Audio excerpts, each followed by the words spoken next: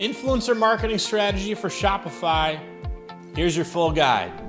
This is Brett Owens with Afluencer, and today we're going to discuss a successful influencer marketing strategy for your Shopify store. Let's start by setting our goals and our budget.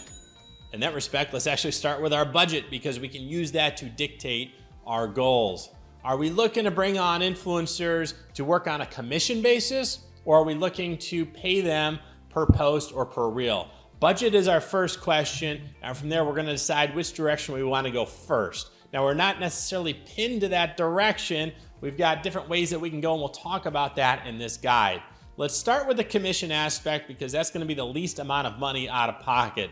With a commission-based influencer strategy, the pluses is going to be cheap, right? We only need to pay for our influencer tracking software. Many great apps here in the Shopify App Store. Some of them are even free, so we can get that covered for free or cheap. The other thing we're gonna do is pick out a platform that's gonna let us recruit influencers. We'll talk about those in a moment, but again, we've got free and cheap options.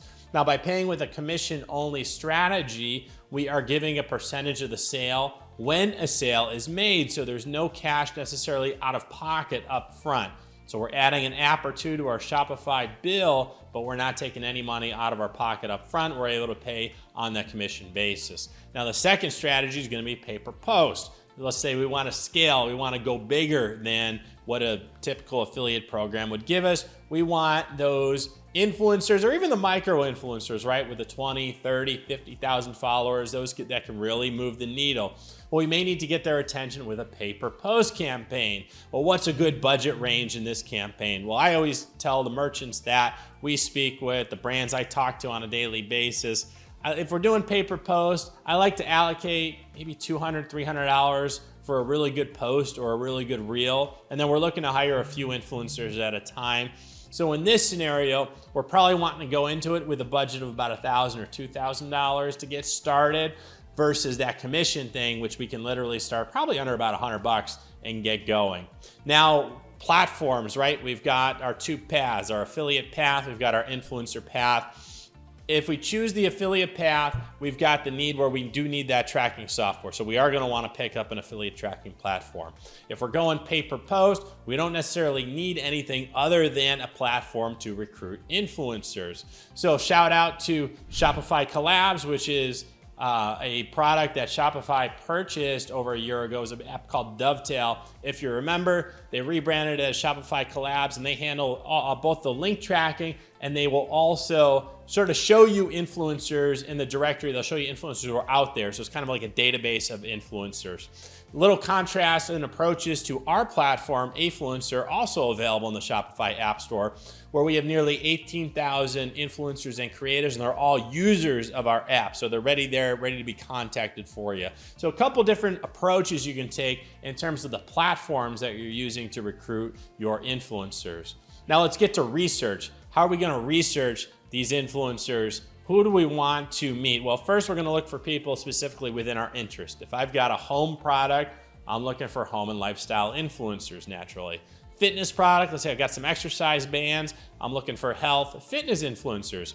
CBD product, well, if it's for humans, I might be looking for a wellness influencer.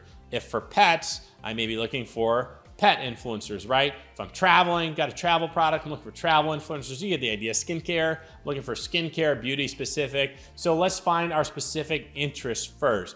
Now, these platforms that we're going to choose for the influencer recruitment, they're going to have the influencers slice and dice for us. So that's a good start. So we're going to use that as part of our evaluation. It's kind of like marketing 101. We want the specificity. So we want influencers who are always on our range. Now, step two, we want to decide what we're looking for in terms of scale and in terms of the engagement rate of those followers. So let's start with scale, which is going to be decided by the number of followers first foremost that they have.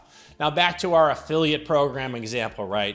Let's say I'm offering a 15% commission on my sales.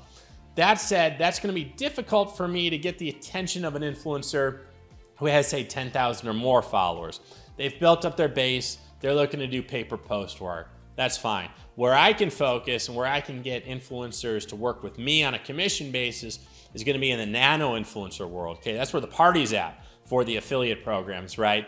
I want the up and coming influencers. I want the creators of tomorrow. I'm looking for people with 1,000, maybe even 500 followers, right? But they've got that interest aligned with my product and they're posting all day, every day into that category.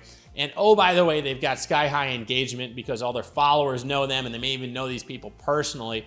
So when they endorse my product and they put it up there and they've got their affiliate link, while it might not be world domination type scale, it is going to be hopefully an effective campaign thanks to that high engagement rate. Now, as we expand and we try to get more scale by approaching influencers with 10,000, 20,000 or more followers, of course, now we're getting into that pay-per-post realm. How do we keep that engagement rate? Well, that's a stat that we're looking at. Now, the engagement rate is going to be the number of likes and comments that an influencer is receiving on a given post that they do or a given reel. That's the best proxy for sales that we know of. It's showing how active their followers are on social media with stuff that they post, and again, the best predictor of future sales. So as we scale up, as we level up, we're looking for influencers who likewise keep that high engagement rate even as they do grow their follower base. So again, that's going to be the best way for us to go ahead and get scale. Now, the next step of the guide, how do we reach these people?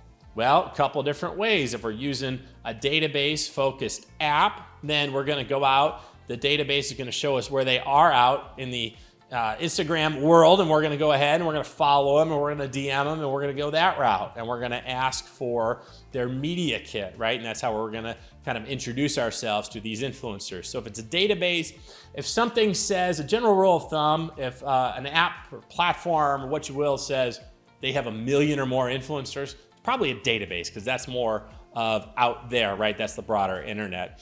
If it's a platform like ours, where we say we have 18,000 users, that's an actual user base. So that's gonna be a slightly different approach. Pros and cons to both. Of course, we don't have the whole universe using our app, but we do have 18,000 dedicated users. And what we like to do then is kind of slice and dice our active user base and then get you introduced to the influencers who are most appropriate for your brand. So those that are a fit. So our addressable market then for partners may be a few hundred, but we feel confident then that we can get a hold of these people and have good conversations with them because they are used to working with other brands and doing collabs with them.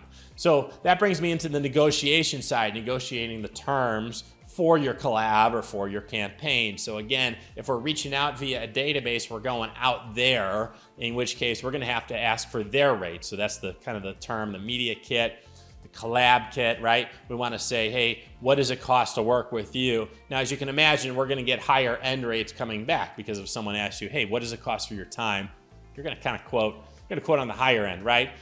Another approach is that you could post a collab or a campaign, and this is basically a job description for partners.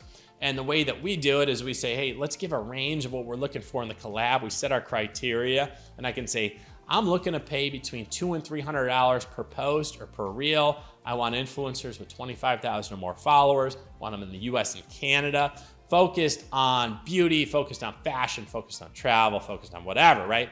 And this is my criteria. And then I know that because they applied to my range, now we've already got those negotiations off to a head start. We can also slice and dice, and we can do multiple collabs. We could, to answer our earlier question, we could do a commission and pay-per-post. We could do it hybrid. We could split it up. So there's different ways that we can do it. That's the nice thing about having that multiple collab type approach. It gets us going on the negotiation side. Now, once we are running the campaigns, what are we asking for? Well, me personally, I like to give the influencer as much creative will, creative ability, creative freedom, that's the word I was looking for, creative freedom as possible so they can go ahead, they're called creators for a reason, go ahead, create, make something awesome, make us look awesome, figure out something I never thought of on the marketing side, right? Tell the story to your followers as best you can because you know that story better than anyone, right? So we're going ahead and we're having the influencer do everything. That's my personal preference. They create the post, or better yet, they create the reel, which is basically a commercial for us. It's like a testimonial from a user, from a customer. This is that user-generated content that everyone loves. That's a campaign, and it goes out there, and we're able to hopefully then generate sales from it. Now, to track the sales, again, we're gonna come back to possibly using a tracking link. Promo codes are things that you'll see out there, or you can always back of the envelope, right? we're doing the campaign this day. What did that look like? Because we do have the halo effect going on as well, where a reel goes out there. Online we're not quite able to track every sale, of course. I mean, there's different industry numbers. You can only track every third or every fourth sale. So we're looking for kind of broad-based heuristics, but we want to see that this is working. And if it's kind of working from a sales standpoint and making money and at least breaking even, then that's awesome, because this is something that we can do more and more often, which brings me to our final step of the guide, and that's going to be next steps. The influencers who do a good job, these are the people we want to keep working with over and over and over again. So we may run another collab with them next month, 2 months later. They're going to be happy to keep working with us. Every influencer kind of wants that regular type of engagement, and we want to lock them in before they become stars. So let's see if we can get them going again in a couple months, 2-3 times, right? Lock them in on the current rates. Why not, right? We took a chance on them, and they'll benefit from sticking with us as well. So that's a nice thing to do. And then meanwhile, we can keep cycling in and trying out new influencers and new creators. So it's a nice way to get a great ROI from a pretty minimal upfront marketing spend, whether we chose the affiliate marketing route or whether we chose that pay-per-post route out of the gate. We're able to get going and ramp things up and test things out and get some initial traction and then get going. So that's our full influencer marketing strategy guide for your Shopify store. I know we covered a lot. Great apps in the Shopify App Store. Leave a comment below this video and let me know what your favorite Shopify app is for either affiliate marketing or influencer recruitment.